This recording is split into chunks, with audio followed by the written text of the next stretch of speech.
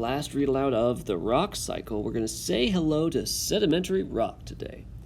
Imagine a large mountain covered in melting ice. As the ice melts, small pieces of the mountain break off.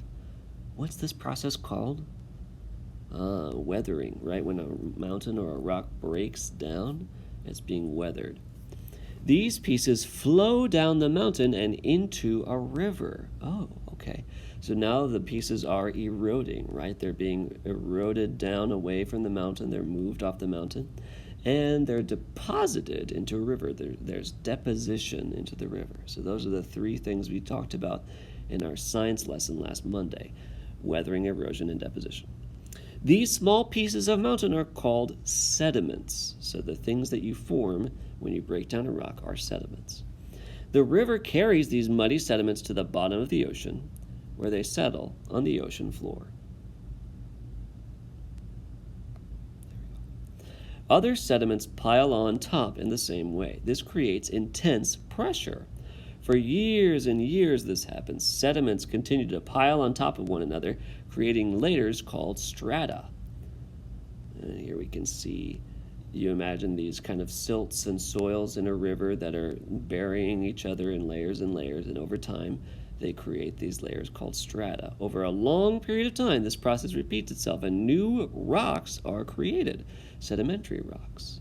So the rocks the sediments push down on each other so hard that they create pressure, and it turns the soil, those little sands and grits, into a rock. Inside sedimentary rocks, you'll find sediments. Duh. In fact, there might be millions of pieces of sediment in a rock. But you might also see tiny fossils and shells, too. These fossils and shells come from sea creatures. Some of these creatures may have lived long ago, and their skeletons formed the fossils we find today. These fossils settle on the ocean floor. Over the years, the sediments and fossil layer on top of each other. The sediments and fossils layer on top of each other. It takes a long time, but eventually sedimentary rocks are formed. So here's a mudstone. It's a kind of sedimentary rock made out of lots of layers of mud with fossilized aquatic animals. It's got these parts of ancient living creatures that have been turned into stone inside of the rock. Pretty cool. Weathering and erosion. Oh, this should be familiar to us. Sedimentary rocks begin with sediments, and sediments are created through weathering and erosion. Bum, bum, bum. Weathering is the slow breakdown of rocks. It occurs when rain, wind, or ice break up the rock. Yeah, we know that. Wind can blow against rocks and break them apart. Rain can wear away at a rock. It can also get into the cracks of the rock. When the water freezes, the crack widens. Over time, this breaks down the rock into smaller pieces. Large changes in temperature make rocks shrink and expand. This weakens rocks. Over time, the rocks break up into smaller pieces. All right, so that was weathering. It should be fairly familiar to us. Let's talk about erosion. Erosion is the movement of weathered rock and sediment.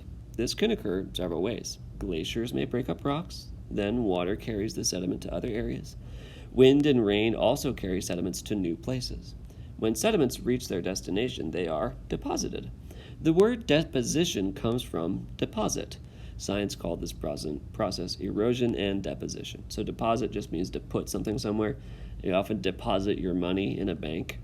To me, just to put it in the bank. So deposit or deposition means to put the weathered sediment and rocks somewhere.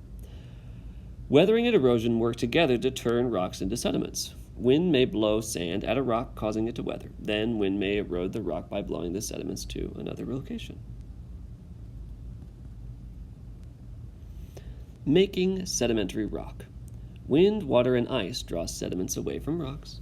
At some point, the water and wind slow down. Then, this sediment finds a resting place and layers form. You can find these layers at the bottom of rivers. Beaches and sandbanks are ideal places for layers to form too.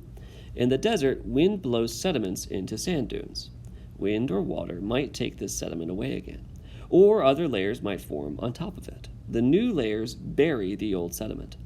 Pressure squeezes the water out. The mineral-rich water evaporates and crystals form within the sediments. The crystals act as cement. Over time, sedimentary rock forms. Scientists call this process of making rock, ooh, there's a fun word, lithification. Lith is just a word that means stone. If you've ever heard the term Paleolithic, that's a fancy word for the Stone Age. It's got that word lith in it too. You can see layers in these types of rocks. For real? Let's go look. Oh man, yeah, look at those sedimentary rock layers. You see those kind of outlined in the rock there? That's lots of different layers of mud and sand pushed down over time. Ooh, and the crystals act as cement. That's kind of a cool concept. Here's some very obvious layers in the rock. It's like here's a bunch of sand and here's a bunch of rocks, and they got squeezed together. It says it's called conglomerate rock. Neat. Okay, you can see layers in these types of rocks. If you look close enough, you'll find that some layers have large sediment. Other layers have small sediment. Skeletons, shells, and plants collect on the floor of the ocean. Sediments build up around these and rocks form. It takes millions of years to form rocks this way. So, recycling rock. Ooh.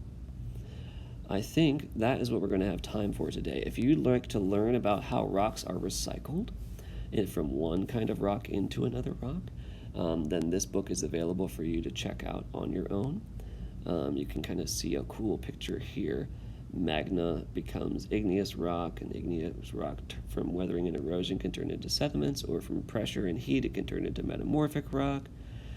So there's like a really cool, intricate cycle going on with rocks. That's pretty neat. But that's what we have time for today. I don't want to keep you too long. It's probably time for you to begin your writing soon, so I will see you if you're in my class quite soon. If I'm not in your class, then welcome back from Thanksgiving, and we're glad you're here in our online class. Bye for now.